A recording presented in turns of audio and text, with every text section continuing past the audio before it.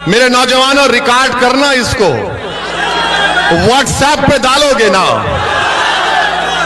फसाद बुक पे डालोगे। फेसबुक नहीं है, फसाद बुक है। ट्विटर पे डालोगे, इंस्टाग्राम पे, सब पे डालना ये बात, ओवैसी के सवालात। याद रखो, भारत का संविधान आपको इस बात की इजाजत देता है कि आप अपने मजहब पर चलें। आपको मजहबी आजादी दे दी गई है, आप अपने मस्जिदों को आबाद रखें। भारत के संविधान में आपकी जिंदगी, हर भारत के शहरी की जिंदगी एक बुनियादी हक है, फंडामेंटल राइट है। डरने और घबराने की जरूरत नहीं है। और एक बात मेरी याद रखो कि जो जुल्म करता है ना, वो जालिम खत्म हो जाता है। फिरौन था ना, फिरौन मालूम कौन था आपको? फिरौन एक बादशाह था, जुल्म करता था और अपने आप को खुदा कहता था। तो अल्लाह ने हजरत मूसा को उसकी तरफ भेजा और उसके दरबार में, फिरौन के दरबार में गरीब लड़की थी, बहुत गरीब थी, झोपड़ी में रहती थी। उसका काम यह था कि फिरौन के बेटी के बालों को कंघी किया जाए। और एक दिन जब वो फिरौन के महल में बादशाह की बेटी के बालों में कंघी कर रही थी तो कंघी नीचे गिर गई। उसने झुककर उठाया और कहा कि मेरा रब वो है जो मूसा और हारून का रब है, कि रब मूसा और हारून, मेरा रब वो है जो अल्लाह है। उसने कहा। तो बादशाह की बेटी ने कहा कि तू मेरे बाप को खुदा नहीं मानती? तो उसने कहा नहीं, मैं उसको खुदा मानती हूं जो तेरे बाप का और तेरा और मेरा वो अल्लाह है, मैं उसको अपना रब मानती हूं। उसने जाकर अपने बाप से कहा कि एक कनीज है काम करने वाली जो मेरे बालों में कंघा करती, वो तुझको खुदा नहीं मानती। फिरौन ने उसको अपने दरबार में बुलाया। उसके दो बच्चे थे, एक शीरखार बच्चा था और एक 10-11 साल का बच्चा था। दो रिवायतें हैं। एक रिवायत में आया कि फिरौन ने कहा कि क्या तू मुझे खुदा नहीं मानती? तो उसने कहा नहीं, मैं उसको मानती हूं जो तेरा भी रब है और मेरा भी रब है, वो अल्लाह है।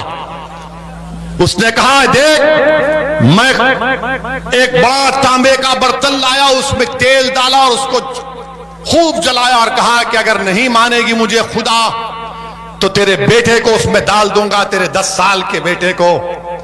उसने कहा कि मैं तब भी तुझे अपना रब नहीं मानूंगी, मेरा रब वो है जो तुझे और मुझे और सारी कायनात को बनाया, अल्लाह। उस जालिम फिरौन ने उस बच्चे को उसकी मां के हाथ से छीन कर तेल में डाल दिया। वो बच्चा फौत हो गया। फिर पूछा बोल अब क्या बोलेगी? तो उसने जब देखा कि बच्चे की हड्डियां सामने आ गई, उसकी आंख से आंसू निकलना शुरू हो गए, तो बादशाह फिरौन ने कहा अब तू डर गई, अब मान ले मुझे खुदा, तेरे आंख में आंसू आ गए।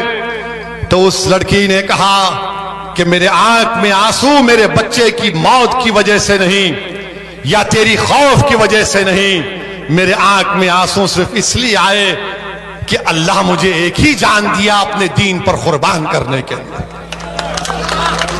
फिरौन ताज्जुब किया और फिर कहा कि तेरे शीरखार बच्चे को ले लूंगा। उसके सीने से छीन लिया गया। तो जब बच्चे को, जो 6-7 महीने का बच्चा था, जब उसको तेल में डाला जा रहा था तो अल्लाह ने उस बच्चे को ताकत दी बोलने की।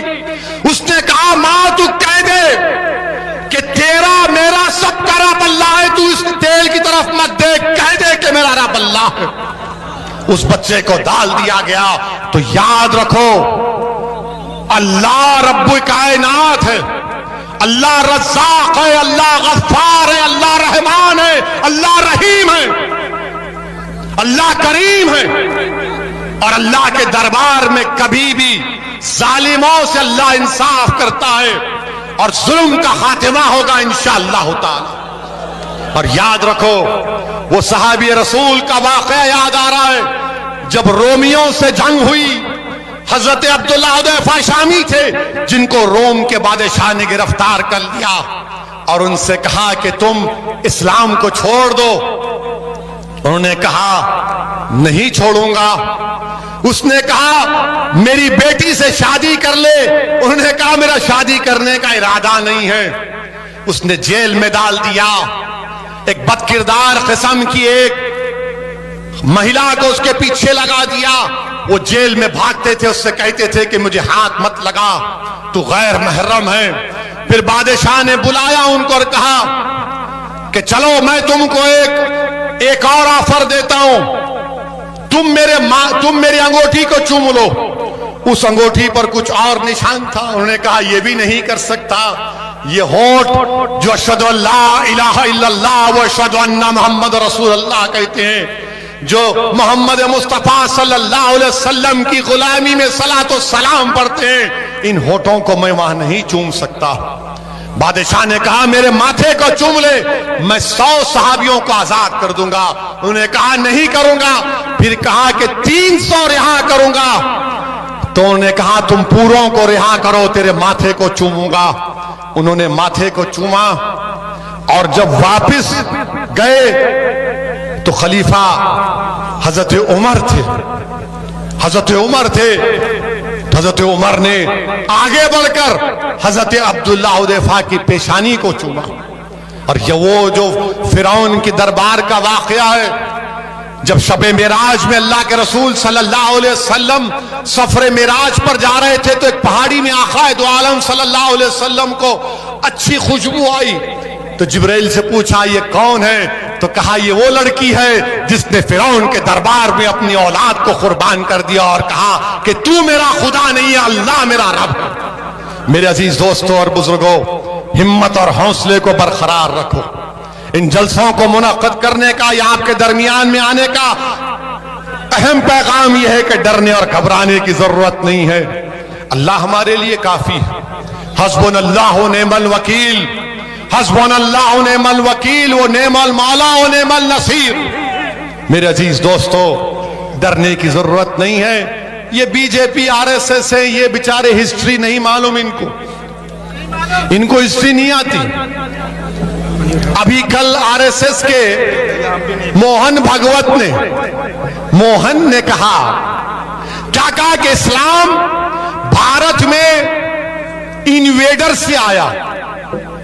हमको कल मीडिया वाले लखनऊ में पूछे, हमने यही कहा कि मोहन भागवत जो है हिस्ट्री को नहीं जानते। मोहन भागवत जो है हिस्ट्री को नहीं जानते। हमने उनसे कहा कि इस्लाम इस मुल्क में बादशाहों की वजह से नहीं आया। इस्लाम इस मुल्क में आया तो सूफियों की और तिजारत करने वालों की वजह से आया। और हमने उनको मोहन भागवत से हमने पूछा कि इस्लाम अगर आया तो वेस्ट कोस्ट में आया। और किसने कहा मालूम आपको? इस्लाम बादशाहों से इस्लाम भारत में नहीं आया। किसने कहा मालूम आपको? मालूम? मोदी जी ने कहा। हाँ, अब आप जाकर देखिए, मोदी जी ने अप्रैल 3, 2016 को 7:13 को एक ट्वीट किया और कहा कि केरल के त्रिशूर डिस्ट्रिक्ट में चेरामन जुम्मा मस्जिद को अरब के तिजारत करने वालों ने, बादशाहों ने नहीं, तिजारत करने वालों ने 629 ईस्वी में मस्जिद को बनाया और कहा कि भारत की पहली मस्जिद है। मोदी जी, आप झूठ बोल रहे हैं या मोहन भागवत झूठ बोल रहे हैं? आप दोनों बैठकर तस्वीर कर लो। हमारा मानना यह है कि इस्लाम भारत में तलवार के जोर पर नहीं आया, मोहब्बत की बुनियाद बनकर आया। जो बादशाह है वो जुल्म किए, मगर वो इस्लाम से उनका क्या रिश्ता? बादशाह थे। ख्वाजा गरीब नवाज आए, दीन लाए, दावत दी, मगर इन लोगों को मुसलमान देखते कि नहीं तुम भारत के नहीं हो। अब इनका जवाब और एक हमारे पास है। मैंने उलेमाओं के पैरों के पास बैठकर सुना कि सारे कायनात के अब्बा कौन है? हजरत आदम अलैहिस्सलाम है ना, हमारे सबके डैडी हैं, वो पिताजी हैं। वो जब जन्नत से निकले तो किस मुल्क में कदम रखा उन्होंने? किस मुल्क में रखा? भारत में रखा। तो ये बाप की सरजमीन हुई नहीं हुई? हुई ना। तो डरना किस बात का प्यारे? डरने और घबराने की जरूरत नहीं है, हिम्मत से काम करिए। और अल्हम्दुलिल्लाह हमारे भाई अतीक जेल में है, मगर अपना खत पर पैगाम भिजाया, अपनी मोहब्बत और वाबस्तगी, और आप लोगों को ये पैगाम भी दिया कि हमको और आपको मिलकर इंशाअल्लाह ताला आने वाले विधानसभा में मजलिस इत्तेहाद और मुस्लिमीन को कामयाब और कामरान करना है।